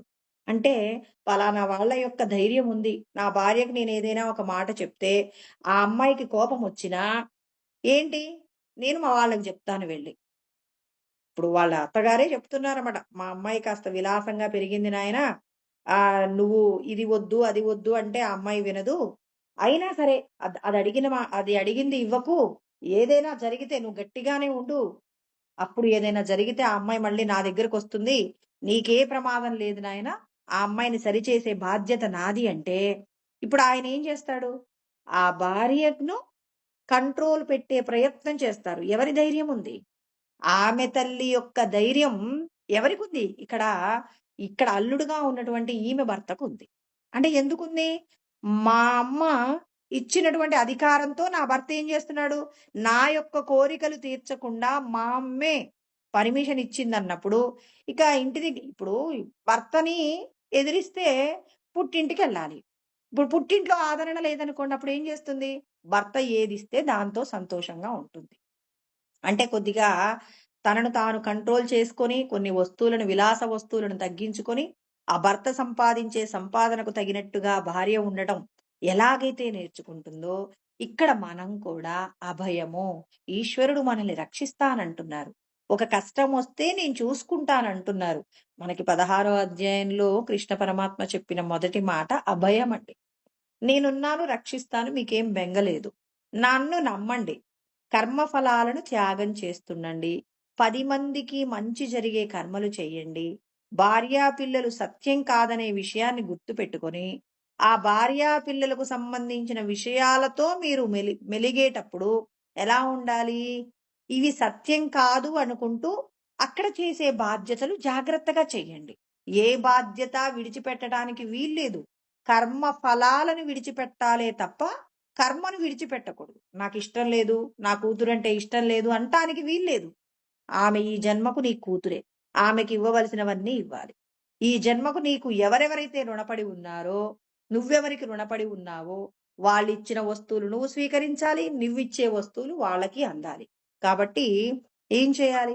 ఉద్ధరేదాత్మనాత్మానం. అంటే మిమ్మల్ని మీరు ఉద్ధరించుకోండి. ఎవ్వరు ఉద్ధరించలేరు. శాస్త్రాలన్నీ కూడా మిమ్మల్ని ఏం చేస్తాయి? నిన్ను ముక్తి మార్గంలోకి ప్రయాణింపచేయడానికి మాత్రమే ఉపయోగపడతాయి కానీ, సాధన నువ్వు చెయ్యవలసిందే. డాక్టర్ గారి దగ్గరికి వెళ్ళానండి, నాకు కడుపు నొప్పొస్తుందని. డాక్టర్ గారు చాలా గొప్ప వ్యక్తి. అమెరికాలో చదువుకున్నారు. ఎప్పుడూ అమెరికాలోనే ఉద్యోగం చేస్తుంటారు. అంటే గొప్ప వైద్యం. మరి చాలా ఫాస్ట్ ఉంటుంది. అమెరికాలో వైద్యం అంటారు గదా! అలాంటి వ్యక్తి వారానికి ఒక్కసారి ఇండియాకొచ్చి ఆయన ఏం చేస్తుంటాడు? మరి ఇక్కడున్న వాళ్ళకి వైద్యం చేస్తుంటాడు. అలాంటి డాక్టర్ దగ్గరికెళ్ళి నాకు కడుపు నొప్పొచ్చిందండి అని అడిగాను. డాక్టర్ గారు మంచి మందులిచ్చారు. ఇప్పుడు ఆ మందులు వేసుకోవలసిన బాధ్యత నాది. ఆయన చెప్పిన పథ్యము చెయ్యవలసిన బాధ్యత. డాక్టర్ గారు ఎంత గొప్పవారైనా ఇతడు గనక పేషెంట్ గనక మందులు వేసుకోవడంలో, పథ్యం చేయడంలో గనక ఏమాత్రం సంసిద్ధతను కనబరచకపోయినా ప్రమాదం ఎవరికి జరుగుతుంది? డాక్టర్ గారికి జరుగుతుందా? పేషెంట్‌కు జరుగుతుందా? పేషెంట్‌కే గదా! అంటే మనకన్నీ తెలుసు. మనకు తెలియని విషయాలు ఈ భూమి మీద ఏమీ లేవు. ఈశ్వరుడు అదే చెప్తున్నారు. నాకెన్ని శాస్త్రాలు వచ్చు, ఎంత మంచి గురువుల దగ్గర నేను శిక్షణ పొందుతున్నాను అన్నదానికంటే, నీ యొక్క ఆచరణ శాస్త్రం చెప్పినట్టుగా, గురువు చెప్పినట్టుగా సాధన చేస్తున్నావా? అంటే శాస్త్రం ప్రమాణంతే అన్నప్పుడు, ఈశ్వర స్వరూపంగా ఉన్న సద్గురువు ఎక్కడన్నా విషయాన్ని చెప్పాలి. తన సొంత విషయాలు చెప్పకూడదు. శాస్త్రమునందు నేనొక మాట చెప్పానంటే, ఇది ఎక్కడ చెప్పబడిందో చెప్పగలను. ఆ విషయాన్ని ఆ వ్యక్తి ఆచరణ చేస్తూ ఉండాలి. ఇప్పుడు దాని గురించండి, ఒక పాలు, పెరుగు అమ్ముకునేటటువంటి వాళ్ళు ఉన్నారట. మరి ఉంటే వాళ్ళంట రోజు కూడా ఈ గురువుగారు బోధ చేస్తూ ఉంటారంట. ప్రవచనాలు చెప్తూ ఉంటే, ఆ ప్రవచనాలు చెప్తుంటే వీళ్ళు అటుగా వెళ్తూ ఉంటారు వాళ్ళ ఇంటి ముందు నుంచి. వెళ్తూ ఉన్నప్పుడు గురువు మీద భారం వేస్తే సముద్రాన్నైనా దాటవచ్చు. దానికోసం ఏ పడవలు అవసరం లేదు అని చెప్పి భగవంతుడి యొక్క గొప్పతనాన్ని తెలియజేస్తూ, భగవంతుడిని నమ్మినటువంటి శిష్యుడు ఎలా గట్టెక్కవచ్చో జ్ఞానం బోధిస్తున్నప్పుడు, అలా ఉన్న టైంలో అక్కడ పాలు, పెరుగు అమ్ముతున్నటువంటి వాళ్ళు వెళ్తూ ఉన్నారట. అక్కడ ఉన్నటువంటి కొంతమంది గొల్లపడుచులు వెళ్తూ ఉన్నారట. అలా వెళ్తున్నప్పుడు అందులో ఉన్న ఒక ఆమె పట్టుకుంది. అమ్మా! రోజుకి 4 4 నాణేలు పడవ వాడికి ఇస్తున్నాను. అంటే ఇప్పుడు వీళ్ళేంటి పాలు, పెరుగు అమ్మాలంటే నది దాటాలండి. సముద్రాన్నే దాటవచ్చంటున్నారు. మేము నదిని దాటలేమా? రోజు పడవవాడికి 4 నాణేలు ఎందుకు ఇవ్వాలని చెప్పేసి ఈమేం చేసిందట, ఓహ్! నేను కూడా భగవంతుడి నామం పట్టుకుంటే, ఆ నామంతో నేను గట్టెక్కచ్చుట. ఆయన చెప్తున్నాడు, ఓం, ఓం, ఓం అనుకుంటూ మీరు నేను సర్వశక్తివంతుడను, నేను సత్య స్వరూపుడను, నేను సచ్చిదానందాన్ని, నేను పరిపూర్ణమైనటువంటి పరబ్రహ్మ స్వరూపమని మీరు ఓం, ఓం అనుకుంటూ ఎవరైతే ప్రయాణం చేస్తారో, అప్పుడు నది, సముద్రం కూడా మీకు దారిస్తుంది అని చెప్పేసి ఆయన మరి శాస్త్రంలో ఉన్న విషయాన్ని చెప్తున్నారట. ఆ మాట చెప్తుంటే వీళ్ళకనిపించింది. ఓహ్! ఇంతేనా అని చెప్పేసి దృఢమైనటువంటి భగవంతుడు ఓం అనుకుంటూ వెళ్ళిపోతే మాకు దారొస్తుందట అని చెప్పేసి వీళ్ళేం చేస్తున్నారు, ఇక పడవెక్కడం మానేసి ఆమె ఏం చేసింది, ఓం, ఓం అనుకుంటూ గురువుగారు చెప్పారు. ఖచ్చితంగా ఇది జరుగుతుందని ఓం, ఓం అనుకుంటూ ఆ నది మించి నడుచుకుంటూ అవతలికెళ్ళిపోయావట. ఇప్పుడు ఈమెను చూసి మిగిలిన వాళ్ళు కూడా ఏం చేశారు? ఎలాగే నువ్వు వెళ్తున్నావంటే, ఓంకారం స్మరణ చెయ్యి. అదిగో గురువుగారు చెప్పారు అవుతుందట. ఇంగో నేను వెళ్తున్నాను కదా అంటే, అక్కడున్న 10 మంది కూడా ఏం చేస్తున్నారు? ఓం అనుకుంటూ వాళ్ళు నది మించి నడిచిపోతూ దారిలో వెళ్తున్నట్టుగా వెళ్తున్నారు. అలా వెళ్తున్న తర్వాత ఒక 15 రోజులకి, అయ్యో! మనం ఈ 15 రోజులకి ఇన్ని ఇన్ని నాణేలు కూడబెట్టుకోగలిగామంటే, ఫలానా గురువుగారు మనకి ఈ మాట చెప్పబట్టే గదా! లేకపోతే పడవ వాడికి రోజు 4 నాణేలు ఇవ్వాల్సొచ్చేది. ఇప్పుడు చూడు మనకు ఆ నాణెములు ఇవ్వకుండా ఇన్ని నాణెములు కూడబెట్టుకున్నాము. కాబట్టి ఆ పెద్దాయనకి మనం ఏదో ఒక విధంగా మనం ఒక రోజు ఆతిథ్యం ఇద్దాం అనుకున్నారు. సరే అని చెప్పేసి ఆ నది అవతల ఉన్నటువంటి వాళ్ళు వచ్చి, "స్వామి, స్వామి మీరందరూ కూడా మీరు మా ఇంటికి రావాలండి మీ శిష్యులతో కలిసి. మేం పెట్టే భోజనాన్ని తినాలి. మేము ప్రతిరోజు కూడా ఆహ్, నది దాటడానికి అయ్యేటటువంటి ఖర్చుని తగ్గించుకోగలిగామంటే, అది మీ యొక్క అనుగ్రహము, మీ మాట యొక్క చలవ వల్లే జరిగింది స్వామి" అని చెప్పేసి చెప్పారు. చెప్తే ఇప్పుడు గురువుగారు, "అవునా! నేను చెప్పిన మాటకేనా?" అంటే, "అవును స్వామి" అని చెప్పేసి, "రండి" అని చెప్పేసి వీళ్ళందరూ కూడా ఆ నది మీద హాయిగా రోడ్డు మీద నడుచుకున్నట్టుగా వెళ్ళిపోయారట. వెళ్ళిపోయిన తర్వాత ఇప్పుడు ఈ గురువుగారికి భయమేస్తుంది. అయ్యో! నేనేదో శాస్త్రంలో ఉన్న మాట చెప్పాను. నది మీద వంతెన లేకుండా నడుచుకుంటూ ఎలా వెళ్ళగలరు? అని చెప్పేసి శిష్యులతో చెప్పారట. శిష్యుల్ని పడవ ద్వారా ఏం చేశారు? మరి ఒక తాడుని అవతలకి వెళ్లి శిష్యులు కొంతమంది పట్టుకున్నారట. యువతులకు కొంతమంది పట్టుకున్నారట. ఈయన నడుస్తున్నారు. మరి అక్కడ ఉన్నటువంటి గొల్లపడుచులందరూ కూడా మరి నీటి మీద, నేల మీద నడుచుకున్నట్టుగా నడుచుకుంటూ వెళ్ళిపోతున్నారు. వాళ్ళని చూసి ఈయనేం చేస్తున్నారు? "రండి స్వామి, మీరు చెప్తేనే మేము పోతున్నాం. మీరు కూడా రండి" అని చెప్పి వాళ్ళెళ్ళిపోయారు. ఇప్పుడు ఈయనేం చేస్తున్నాడు? నీటి మీద 2 అడుగులు వెయ్యబోయేసరికి ఒక్కసారిగా మునిగిపోయాడు. ఉక్కిరిబిక్కిరి అయ్యే సమయంలో శిష్యులు ఆ తాడు ద్వారా అతన్నేం చేశారు? కాపాడేటటువంటి ప్రయత్నం చేశారు. అంటే ఇక్కడ చూడండి, భగవంతుడి మీద నమ్మకం ఉన్నటువంటి వాళ్ళు ఆ మాటని ఏం చేశారు? భగవంతుడు ధారిస్తాడు అంతే. మాకు తెలియదు ఇక ఇదంతా, ఇది నది, నీళ్ళలో మునుగుతాం ఇవన్నీ కాదు. ఈశ్వరుడును ఓంకారాన్ని స్మరణ చేస్తే ఆయన ఇచ్చేస్తాడు అంటే, అంటే నీ యొక్క పూర్ణమైనటువంటి శరణాగతి. అందుకే ఆయన చెప్తారు, రామతీర్థ స్వామి చెప్తారండి ఈ ఉపమానం. ఈ కృష్ణ పరమాత్మ చెప్పిన ఈ శ్లోకం యొక్క ఆధారంగానే ఆయన కూడా స్వస్వరూపాన్ని అనుభూతి పొంది మన అందరికీ కూడా ఎలా గట్టెక్కాలో నేర్పిస్తున్నారు. నేను పూర్ణమైన ఆరోగ్యవంతుణ్ణి అని మీరు అనుకోండి. అంతేగాని నాకు ఆరోగ్యం లేదు స్వామి, నాకు ఆరోగ్యాన్ని ఇవ్వండి అంటే ఆయన ఇవ్వడు. నేను పరిపూర్ణమైనటువంటి ఆరోగ్య స్థితిలో ఉన్నాను, నాకే కష్టము లేదు అని చెప్పేసి మనం ఆ అంటే మనమే అన్నింటినీ కూడా సంకల్పం చేస్తుంటామన్నమాట. ఈ సంకల్పాలు ఎలా ఉండాలంటే మన లోపల 3 సంకల్పాలు ఉంటాయండి. ఒకటి మలిన సంకల్పం ఉంటుంది. రెండవది శుద్ధ సంకల్పం. రెండవది నిస్సంకల్పం ఉంటుంది. అంటే ముందు ఏం చేస్తాం? ఒక వ్యక్తి నాకు ఎదురుగా కనపడగానే ఇతడు చెడ్డవాడు, మంచివాడని అంటే ఇక్కడ ఏం చేస్తున్నాం? మంచి చెడు నిర్ణయిస్తున్నాం. వాళ్ళ గుణాలను బట్టి వాళ్ళు ప్రవర్తించే తీరును అతను గౌరవించటమా, లేకపోతే అతన్ని విమర్శించటమా చేస్తున్నాం. అంటే అశుద్ధమైన మలిన సంకల్పాలను ఏం చేయాలి? వెంటనే భగవంతుడు చెప్పిన జ్ఞానం గుర్తు తెచ్చుకోవాలి. అందరిలో భగవంతుడే ఉన్నారు, వీళ్ళు త్రిగుణాల మాయ చేత పాపపు కర్మలు చేస్తున్నారని ఆ వ్యక్తిలో ఉన్నటువంటి చెడు గురించి ఆలోచించకుండా ఆ వ్యక్తి జీవించడానికి ఆ వ్యక్తికి కావలసిన శక్తినిచ్చే లోబటున్న భగవంతుడిని చూడడం వచ్చి, ఇప్పుడు ఆ వ్యక్తి మనతో మాట్లాడుతున్నప్పుడు నేను భగవంతుడితోనే మాట్లాడుతున్నానని అశుద్ధమైన సంకల్పాన్ని శుద్ధ సంకల్పంతో ఏం చేయాలి? భగవంతుడితో, అవతల వాళ్ళతో మనం మంచి మాట్లాడుతున్నామండి, అవతలి వ్యక్తి తిడుతున్నాడు, కానీ మనం మాత్రం అవతలి వాళ్ళకు మంచి జరిగేలాగే మాట్లాడుతున్నాం అనుకోండి, అప్పుడు ఏమవుతుంది? లోపటున్న భగవంతుడు మనతో మాట్లాడటం ప్రారంభిస్తాడు. అవతలి వ్యక్తి చెడే మాట్లాడతాడు, అతని యొక్క గుణం ఏంటి? చెడే మాట్లాడతాడు. నువ్వు మాత్రం ఆ వ్యక్తి చెడ్డవాడని అతనికి కష్టం కలగాలని సంకల్పం చెయ్యకు. స్వామి మాయలో ఉండి ఏదో అజ్ఞానం చేత ఏదో కోరుకుంటున్నాడు, ఆ కోరుకున్న కోరిక చేత పాపం చేస్తున్నాడు స్వామి, అతని మీరే కాపాడాలని మీరు మాత్రం మంచి మాటలే మాట్లాడండి. అప్పుడు అలా మీరు మంచి మాట్లాడగా మాట్లాడగా ఇక సంకల్పాలు లేని నిస్సంకల్ప స్థితి వస్తుందండి. అంటే ఇక్కడ నిస్సంకల్ప స్థితిలోకి మనం రావాలి అంటే ఏం చేయాలి?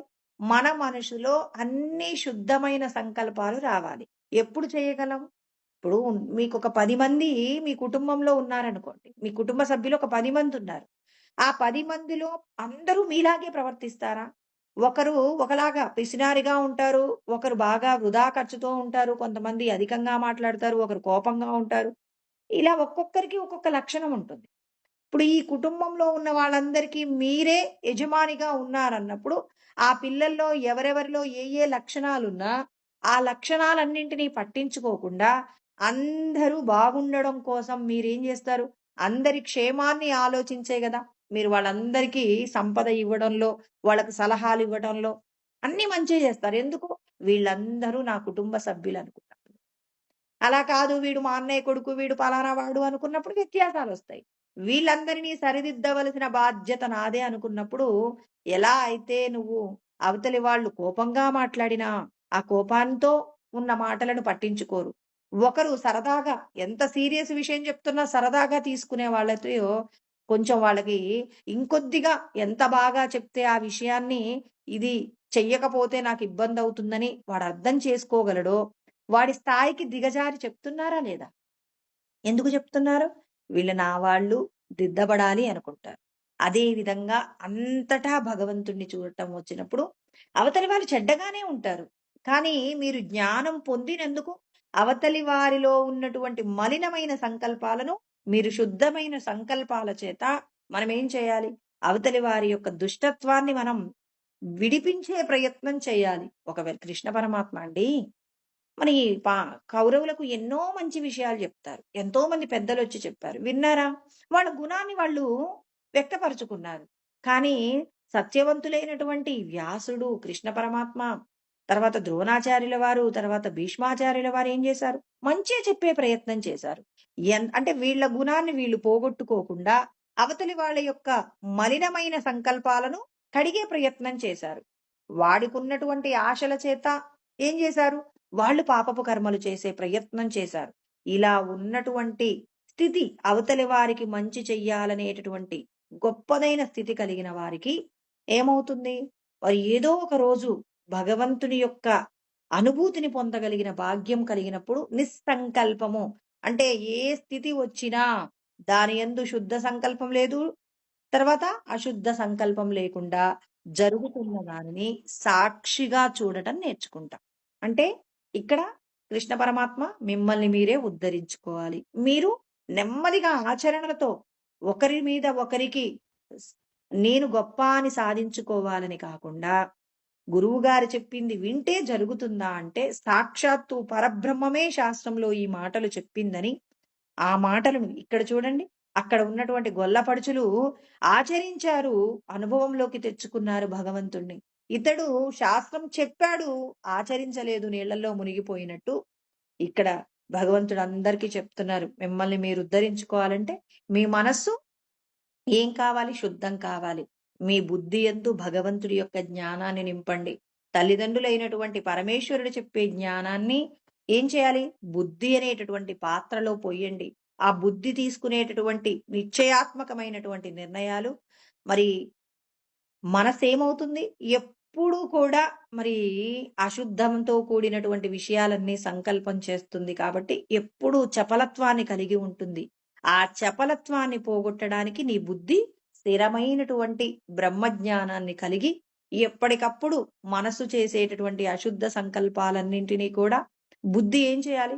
శుద్ధ సంకల్పంతో కనుక కంట్రోల్‌లో పెడితే అప్పుడు మీరు నన్ను చేరుకుంటారు. ఒకవేళ మీరు గనక మీ మనస్సును నిగ్రహించటంలో ఫెయిల్ అయితే అది మిమ్మల్ని మీ శత్రువులాగా ఓ శత్రువు ఎంతగా కష్టపెడతారో అదే విధంగా మీ మనస్సు కూడా మిమ్మల్ని ఏం చేస్తుందంటే అధోపాతాళానికి మానవ జన్మ నుంచి మరి చీకటి లోకాలకు వెళ్ళటానికి కావలసిన స్థితిని కూడా తీసుకువెళ్తుంది కాబట్టి జాగ్రత్త పడండి కృష్ణ పరమాత్మ తర్వాతి శ్లోకంలో ఉద్ధరింపబడిన మనస్సు ఎలా మిమ్మల్ని రక్షిస్తుంది, ఉద్ధరించలేనటువంటి మనస్సు మిమ్మల్ని ఎలా శత్రువులాగా తీసుకెళ్తుందని తర్వాత శ్లోకంలో వివరణ చేస్తారండి. దాన్ని మనం రేపు తెలుసుకుందాం. ఓం సహనావవతు సహనౌ భునక్తు సహ వీర్యం కరవావహై తేజస్వినావధీతమస్తు మా విద్విషావహై. ఓం శాంతి శాంతి శాంతి. హరి. ఇలాంటి మరిన్ని ఆధ్యాత్మిక ప్రవచనాల కోసం మా ఛానల్ని సబ్స్క్రైబ్ చేసుకోండి.